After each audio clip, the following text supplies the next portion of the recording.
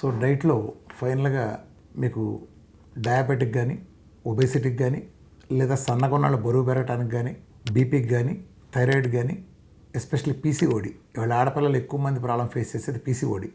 ఈ పీసీఓడి తగ్గడానికి ప్రపంచంలో ఉన్న అత్యుత్తమ మార్గాల్లో ది బెస్ట్ మార్గం మన డైట్. అట్లనే వెరికోస్ వెయిన్స్ కానీ, అట్లనే irritable bowel syndrome, irritable bowel disease ఇలాంటివి కానీ, ఎస్ఎల్ఈ కానీ, అట్లనే క్రాన్స్ కానీ, అట్లనే మెయిన్ ఇంకా అనేక రకాల ఇన్ఫెక్షన్స్.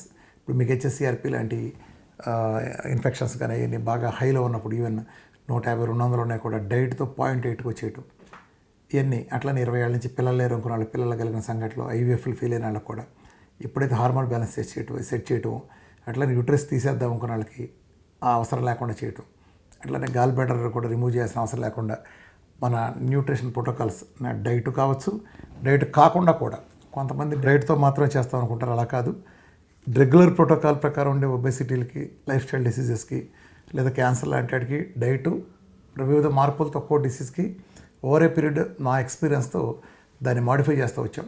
అంటే మరింత బెటర్ చేసాం.